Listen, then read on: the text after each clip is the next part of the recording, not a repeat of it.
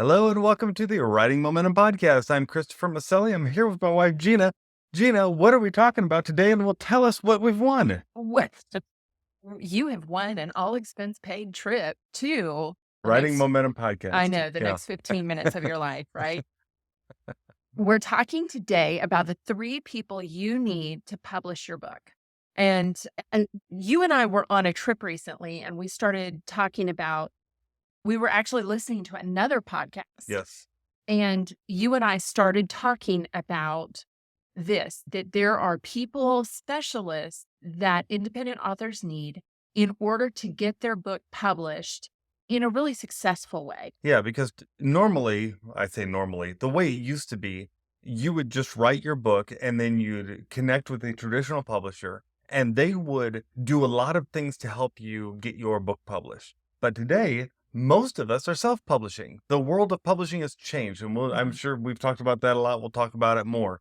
But in doing so, what's happened is that writers who used to do just the writing themselves now think that they need to do everything else themselves. They try to make writing a solitary venture, and it's not. Writing is something that you need to get a team of people to help you publish a book. And because otherwise what happens? It just doesn't come across quite as It professional. doesn't. And yeah, And you've heard people for years, people would talk about, oh, you self-publish your book. And there was this kind of stigma. this stigma to it Yeah. that you weren't a real author.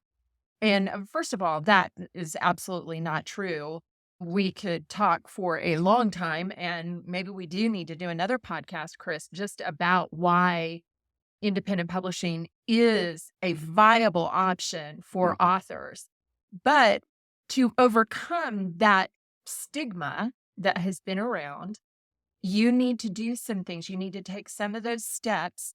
And these are things that publishers would have done for you, Yes. and traditional publishers still do. Yeah, and keep in mind that if you don't do these things, what's going to happen is you're going to have a less professional book. Mhm. Your messaging isn't going to be as effective. Your sales won't be as good. That's why you've got to do these things. These are not areas or 3 positions that you can just say, I can do without that. I think what Right. I've done is good enough. And generally, when people say that someone who self published, if they say that and they don't think that is a valid thing to do, it's because they've read too many books by people who don't have the help of the 3 Mhm. positions that we're gonna talk about here. Yeah, Yeah. definitely. Let's get started. Let's talk about who is the first person that you need if you are going to publish your book? Who I is it, Chris? I bet anyone listening is gonna know what we're gonna say because we talk about this all the time, Yeah, and that is you must have an editor. You absolutely. do not want to publish your book without an editor. Every writer needs an editor. It doesn't matter how good of a writer you are. That's one of the things that I learned early on in my career was that no matter how great something came together, no matter how divinely inspired that piece seemed, if I didn't have an editor, it might go out with mistakes, obvious mistakes. It's too easy just to miss things and not to. We're not just talking about grammar, though we are talking about grammar. We're also talking about just overall content. It's the overall messaging. Editors help you find those things. And we talked in a podcast or 2 ago about the 4 types of editors that are out there. And sometimes you can find those 4 kinds of editing in one person, but you've got to have your book edited. You've got to have an editor. Now, let me ask you, Chris, you say you need to have an editor.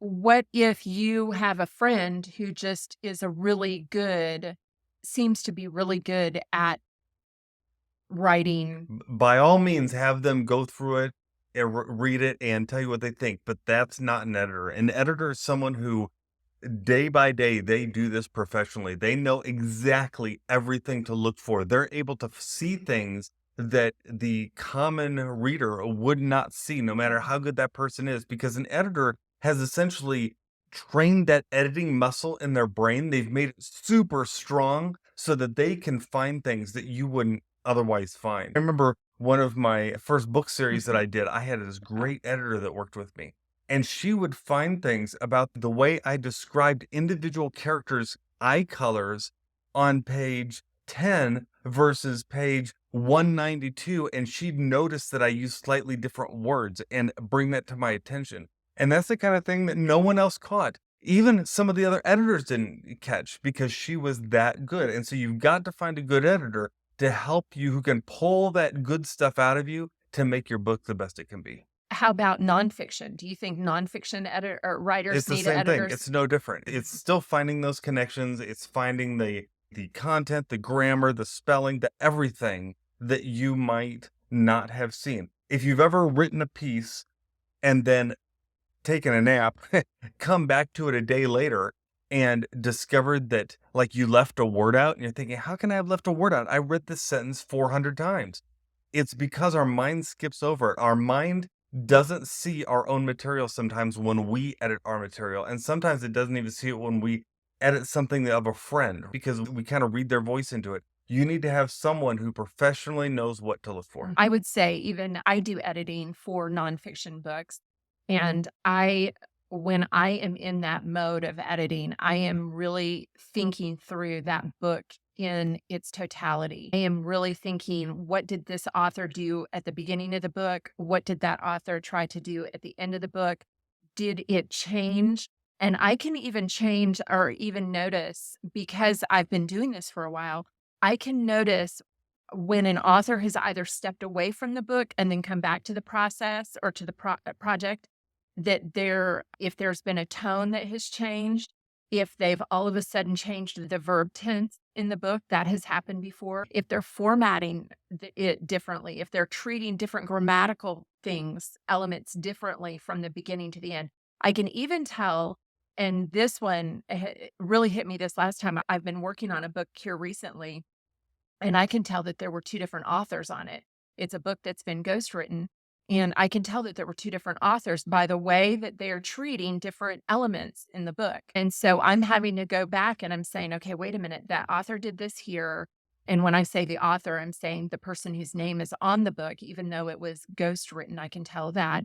But I'm looking at what the person did at the beginning, what they did at the end, and I need to make sure that there is consistency throughout. You're even talking about sentence structure, aren't you? Like, I'm you're not talking about talking about sentence structure. messaging. It's Yes. sentence structure. You can tell the It's difference. sentence structure. I can tell the difference. I can tell the difference by just the way that the people have treated different things, that there were different writers on the project. Even though strictly from just reading it, you wouldn't necessarily know that. I know that because I'm saying somebody who did that at the beginning wouldn't have done that at the end. And so I'm seeing that, and it's totally fine. We're going to pull it together. But I know when I'm looking at the book, it's already been through several read throughs by several different people. But because I'm working very hard, because I carry that weight to make sure that when I turn this project back to its owner, that it is in a tip-top shape. Yeah, yeah. And so I think that's something that someone who is just casually reading it is not going to think about. Someone who is professionally reading it and they're really trying to make sure that their name, that they're keeping a good standard for their name, that's something different. So Absolutely. just to give you an idea of what somebody who actually works as an editor, what we're thinking about, our ultimate goal is to make sure that the author, the person whose name is on the book, it looks as good and that their work is as clean as possible. So you need to have a good editor. One person you need to publish your book. The second person that you need to help you publish your book is a book formatter. Now, this is super important. Yeah. This is something that I see that many authors skip over because it's so easy nowadays to take a Microsoft Word document and just upload it to Amazon or any other service and say, oh, my book is formatted now. And here's what happens. When you do it like that, it looks self-published. It doesn't look like a publisher, like anyone actually touched it. And while you can get by doing that if you need to pinch pennies, I highly recommend you have books formatted. Book formatting is something that I've done with many clients, and I can't tell you how many of them will have their books, they'll self-format or have someone who's not very experienced in book formatting format their book, and then they end up bringing their book to me because they're not happy with it. And I look at it and I usually smile because I know, oh, I'm going to be able to wow them because just by putting in a bit of effort and using some of the right apps and using some of the touches that I've learned over time that really do well, that add things like flourishes throughout the book, chapter breaks that are unique, including some of the different pages you need to have that maybe you didn't think about the author page or blurbs at the beginning. You can start to really create a book that has a totally different look inside than what just doing it yourself would Mhm. have. And boy, do people get impressed after they see that sort of thing. For And sure. so I highly encourage you, go ahead and pay someone who knows what they're doing to format your book. They can bring it up a whole nother level Yes. and really make a difference. And that's especially true if you're going to have any kind of graphics throughout. And I don't mean, yes, I'm talking about photos, but even if you just want like chapter headings that are graphics, if you want to have flourishes here or there, doing that sort of thing in a book is the kind of thing that you're going to need a book formatter to do. But if you do it, you'll see a huge difference. Absolutely. I would also add to that consistency. Yes, consistency You too. just like we're talking about with the editing where I'm going through it, I'm making sure there's consistency Mhm. at it. As the book formatter, you're doing the same thing. You are Yes. going through and you are making sure it is consistent. And what do I mean by consistent? I mean that the chapters are on which page? The chapters are on the right-hand side. That's a big mistake that I see all the time, where people will have their book chapters just start on wherever the last chapter ended, the next one starts on the next page. That's not the way that professionals do book formatting. Book formatting should always have the chapter starting on the right-hand page. It's such a simple thing, and yet it will make your book stand out. If people are going through your book and the chapters start on the left-hand page instead of the right-hand page, it looks so. I would even say the spacing at the beginning of The the chapters, spacing, the font you use, the that spacing between paragraphs, the usage or not of tabs, which can, depending on how you want it to look, that can change. The way you format quotes or pull quotes that pull, you're yeah, talking yeah, about, pull quotes end material. or yeah, end material, or even things like poems or scripture verses. Those things all should have a unique format that looks the same throughout the book, but that fits that book's style. And by doing that, it really makes a It difference. Yeah. absolutely does. Every time you get a hold of a project that I know has been published elsewhere and you can absolutely tell that it is self-published and Yes. somebody, bless their heart, did it from Word and just uploaded it. Every time you do that, I'm just like, "Oh, wait till they see what Chris does with it because it's gonna be pretty." What Yeah. speaking of pretty, what's the next thing you need? You need an editor, a formatter, and a A cover designer. You need a cover designer. And golly, guys, golly, guys, do not do this in your Word that you just put a bunch of clip art on there and or have 10 different fonts on your cover or that's a big one. oh my goodness. People love to use And lots of when we're fonts. talking about cover, we're not just talking about the front cover, we're also talking about the spine, we're talking about the back cover. Mhm. There's just a lot of different elements, and there needs to be a consistency and a cohesion to it. And I would even encourage you, if you're feeling like, oh my gosh, I can't afford to hire all these things out, I would encourage you to get on Amazon or go to your local bookstore or go to the library and see what the recent designs are for books. You Mhm. can see if you're going to try and do it yourself. I don't recommend that. I really recommend you have it professionally Yeah. done. But if you're going to try it, start with some kind of template so you're not just throwing words on there. Yeah, I really recommend this as one thing you don't try to do yourself because people judge a book by its cover. They just do. And when you have a cover that is self-created, no matter how proud you may be of it, it may not bring the book up to the potential that it has. And it's what we tell people who design their own picture books and do their own drawings.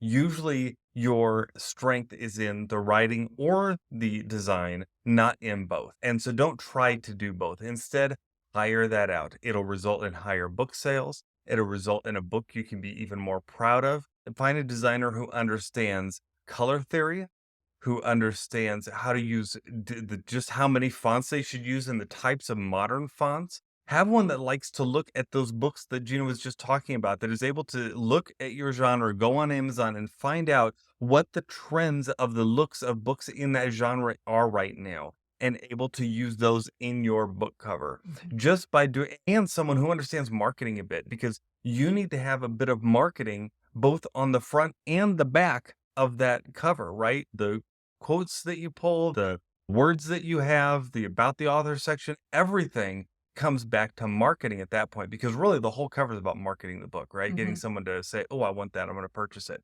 So you've got to find someone who understands those things to some degree in order to get a good design. I even was taking a class recently, and the trainer was talking about how you really narrow down those keywords. And when I'm talking about keywords, I'm not just talking about and from an SEO standpoint, but talking about why are people looking for your book and what genre are they looking for? So if you are in the financial field and your book is in the financial field, then your back copy needs to reflect that very carefully and really talk about what problems are you going to solve for people or what kind of information are you going to give. So I really encourage you as you're putting your cover designs together to also be checking out the cover copy, that Hmm. cover copy. Look at what some other competing titles have for their copy, for their descriptive copy, their back copy, and try to work some of that in. Really study it from a professional standpoint Yes. and try to work that in as well. So those are the three people you need. You have those people, plus you're going to have a really nice professional self-published book. You need a editor, a formatter, and a cover designer. Will that cost a bit of money? It'll cost a little bit of money, yes. But hopefully those things are able to increase your sales and the really the pride that you're going to take away from having such a nice book, that it Yeah. totally makes it worth it. And the validity of Yes. you as an author is Yes. going to help with that as well. Now, But we do want to add one more thing. There is one more, and we're not going to get deep into this. We just wanted to put a bug in your ear about this. this is bonus. This is a bonus. One more person that we think you might need when you publish your book, and that is a book launch specialist, right? The book launch specialist is someone who understands how to put a launch team together and help you market that book when it first comes out. Because this is what the number one question we get. How do I sell my book? And it's a good question because it's one of the hardest things to navigate, right? How do you get that book in the right hands? And a book launch specialist can help you do just that. And I will add this.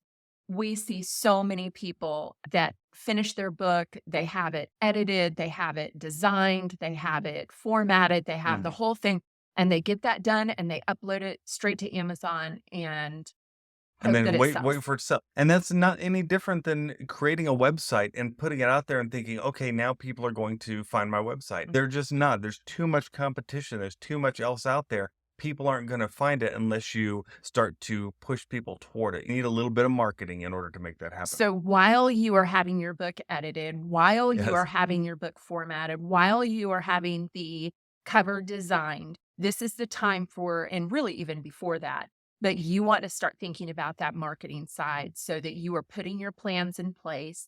And if a book launch specialist is not in your budget, then we encourage you to start learning. There are people who know Mhm. how to do this. There are people that train others how to do this. Check that out. Look for someone who is willing to teach how to launch a book Yes. successfully. And maybe in the future here, we can have someone on the podcast that can We would tell us love more to. about this, because I think that would be a Yes, very interesting podcast. Yeah. absolutely. All right. So those are the three things. That's what we want to talk to you about today. Three people you need to publish your book: an editor, a formatter, a cover designer, and as a bonus, a book launch specialist.